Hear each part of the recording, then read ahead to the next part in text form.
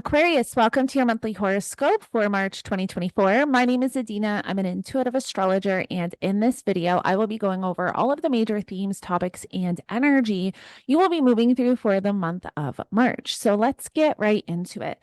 Now, don't forget to like, share, and subscribe if you align with my energy and enjoy my content. Now, I have broken down this horoscope by week. So I've listed the transits for each week on the left side of the screen, and I have selected a chart for each week for the right side of the screen to give you a little bit of a visual. So before we get into the energies for March, I really want to touch on that Mercury Cazimi we had with Saturn, which was right here in your second house of money, finances, and material possessions, and also your personal values. So comment below because I really want to know how this energy showed up for you. Was this usually Mercury Cazimis are like epiphanies, insight, clarity around something you're moving through? There may have been some type of really intense message or change and shift in mindset, direction, maybe something around your money and finances or your values. So comment below and let me know how this energy kind of showed up for you and what you've been navigating with this, amazing, unique transit. This transit is very karmic, and it almost seems like the ending of a karmic cycle in some way. So there, may have been some huge shift for you financially, or maybe even some huge shift or realization, when it has to do with your values.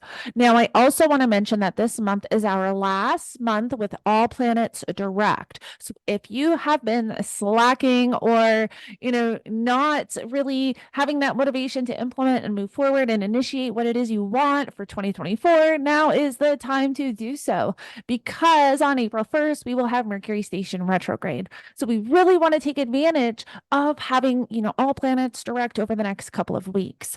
Now let's get into this forecast. So March 1st, we have the Sun sextile Jupiter and Venus sextile in Chiron.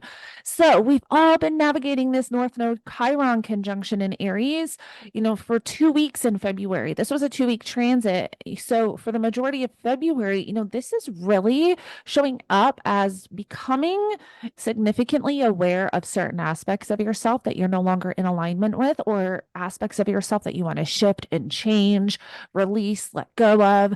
That North Node represents this new direction and almost a new person you're kind of transitioning into. And so that North Node Chiron conjunction may have activated something quite significant for you. And when we have Venus, which is currently in your first house, sextile Chiron, there really can be some beautiful support coming in, for that healing process. Now, the Sun sextile Jupiter can be great for insight, especially if there was anything activated or anything that you were moving through around money and finances, with that Cazimi energy with Saturn.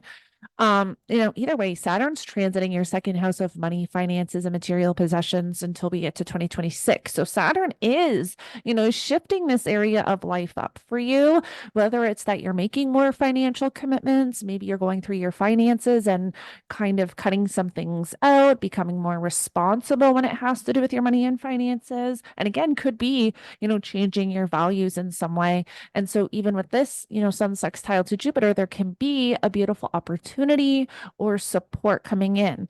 Now, on the second, we have Venus squaring Uranus, and this is where Uranus is really shaking things up for us. Whatever Uranus is bringing to the surface at this time, this is so that we can release and let it go. It's no longer in alignment. So we want to be paying attention on this day to what is kind of coming to the surface with this square. We always want to remember that squares bring in opportunity for personal growth. Yes, they can be difficult and challenging, but that's where we grow through those difficulties. Now, on the 8th, we're going to have Mars square Uranus. This is going to be felt. We're definitely going to see things collectively in the world, but individually, this is a day we really want to tread lightly. We're also going to have Mercury conjunct Neptune and the Sun sextile Uranus. So we kind of want to lean on that Sun sextile to Uranus to alleviate a bit of this Mars square to Uranus energy. And Mars is going to be in your first house. And you have had a lot of personal activations the last month since Pluto entered Aquarius, which is your first house of you, your personality, your character, your physical body, your perception, everything that really is involved with you and who you are is in that first house. And Uranus is your chart ruler, along with Saturn, because Uranus or Aquarius is ruled by Saturn, co-ruled by Uranus. Saturn's the traditional ruler, and Uranus is the modern ruler of Aquarius. And so I always like to use both rulerships because I think that they're both very valid. And so when we have Mars square Uranus, Mars being in that first house, and also Uranus being your chart ruler, you're really going to feel this. And there can be some major disruptions, possibly out of the blue, a little bit of chaos and sudden, very sudden. There's suddenness, is not even a word, suddenness, to this energy and whatever's going to be activated. But again, we want to remember that those squares bring in opportunity for personal growth. So whatever challenges are, showing up for you at this time, just remember that with that self-awareness, that is where we can grow, right? Through the challenges, the hardships. But this is a day we don't want to be, making any rash decisions or making any sudden shifts in life direction. Just because of that Mercury conjunct Neptune, which can make things very confusing, very cloudy. We're not seeing something clear with this transit, on this day. So whatever is surfacing, this really is an energy to sit with, to not make any sudden decisions. Now, on the 9th, we're going to have Mercury enter Aries. So Mercury is going to enter that third house. And remember, on April 1st, Mercury is going to station retrograde in Aries. So Mercury is going to be in Aries for the next, month and a half or so. And so there is a lot of rethinking and reevaluating going on with this, third house. And Mercury is going to retrograde over Chiron, stationed direct on the North Node at 15 degrees. So there really is a lot of rethinking and reevaluating. And for you being in that third house, this can have to do with your mindset, your way of thinking, also community, neighbors, neighborhood. But we'll get more into this energy as we get through this horoscope. Now, on the 10th, we're going to have the new moon in Pisces and also Mercury sextile Pluto. So you have Pisces in the second house, which we already kind of went over, in that second house of money, finances, material possessions, personal values. And so this is a great time to set intentions for those themes and topics. But we're also going to have an eclipse in Pisces at the end of the year in the fall. And so it's almost like whatever is initiated now with this new moon, and I'll be talking a lot more about this on my new moon in Pisces forecast. I always post new and full moon forecasts going into the chart and also going into all 12 rising signs. So make sure you watch for that. But there is an eclipse, in the fall in Pisces. And so it's almost like whatever is initiated at this time are kind of showing up. We'll be revisiting this 6 months from now. So pay attention to what is surfacing with this new moon and be very intentional with the intentions that you're setting. Now, also, this is when we begin eclipse season because we have an eclipse at the end of March. So once we have that new moon in Pisces, we're officially in eclipse season. We're going to feel that energy shift. Things are going to become a little bit more heavier. And we'll get into that eclipse later on in this horoscope. Now, week 2 on the 11th, we have Venus entering Pisces. So Venus is going to enter that second house. And now we have Saturn. Now, Venus is exalted in Pisces. She does very well on Pisces. But we have Saturn here. So it's an interesting energy.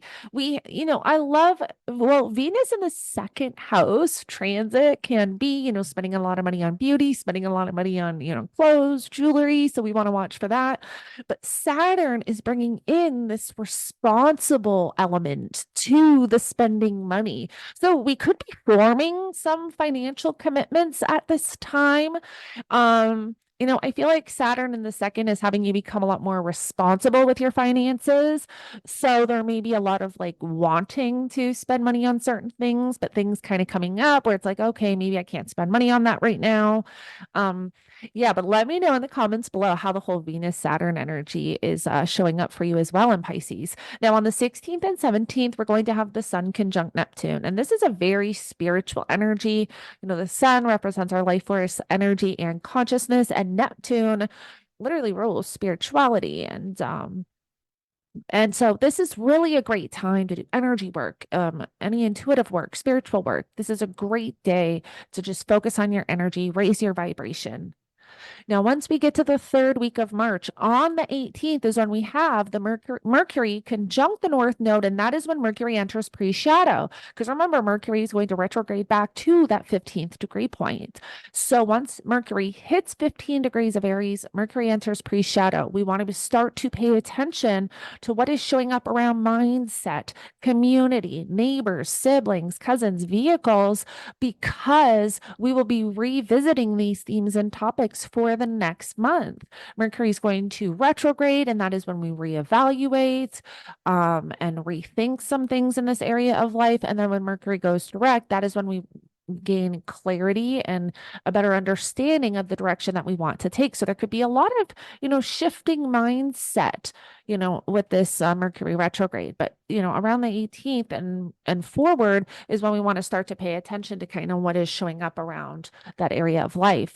Now, on the 19th or 20th, depending on your time zone, we're going to have the sun enter Aries. So the sun is going to enter your third house, and we begin a brand new astrological new year. So now is the time to set intentions and goals for the year ahead. Now is, the astrological new year. Yes, I know we say the new year is January 1st, but this is Aries, very motivational, very yes, impulsive, but this is what gives us that energy to start initiating and implementing those goals and intentions for the year. Now, on the 20th, we will have Mercury conjunct Chiron. There can be some insight for that healing journey that's been taking place. On the 21st is when we have that Venus Saturn conjunction. So again, how does this show up for you? It's in your second house of money, finances, material possessions, values. So maybe you're making some financial commitments. Venus rules your ninth house and also is the ruler of that south node currently. And Venus also rules your fourth house of home and family, property, real estate. So this could also have to do with home, family, property, and those ninth house themes and topics like higher education, higher knowledge, long distance travel, belief systems. And two, because Venus is the ruler of that south node currently, there may be something really coming to your awareness of what needs to be released and let go. Now, on the 22nd, we will have Mars enter Pisces. And Mars is our motivation, willpower, and drive. And Mars in the second house, we do want to be watching for overspending. We could have some financial hurdles that we're having to address. But Mars being our motivation, willpower, and drive, and then entering Pisces, which is a very mutable energy, may be a little harder to gain that motivation, willpower, and drive while we have Mars in Pisces. Now, once we get to week 4, on the 25th, we will have the full moon lunar eclipse in Libra. So I want you to think back to October of 2023. What was showing up for you? Because there is more to that story showing up with this lunar eclipse. Now, this is in your ninth house of higher education, higher knowledge, long distance travel, philosophy, belief systems. And so, these areas of life are going through massive changes this year, having the nodes. The North Node is in your third house of community and neighbors, neighborhood, your mindset, siblings, cousins, also vehicles, and the South Node is in that ninth house of, those themes and topics. I'm not going to repeat myself. But the South Node represents a releasing or a letting go or something coming back from the past. And the North Node represents something new. It is a new direction. So, there's something that's changing with the ninth house, with those themes and topics, whether it's that you're releasing and letting something go or whether something's coming back from the past. But think back to October of 2023 because there's more to that story showing up at this time. And remember, it is a full moon. So there can be something completing, finalizing. This is a culmination period. Now, on the 27th, we will have Venus sextile Uranus. And so this can bring in some beautiful, unexpected opportunities. Now, because Venus rules that fourth house of home and family, it may have to do with something around home and family. It could again have to do with that south node energy and releasing, letting something go. But sextiles are positive, but they do require us to take action. So it can be an opportunity, it could be support from somewhere, but it may have to do with that south node and releasing and letting something go, or again, your home and family. So I hope that this helps you, Aquarius, navigate the energies for the month of March. Thank you so much for joining me, and I will connect with you in the next one.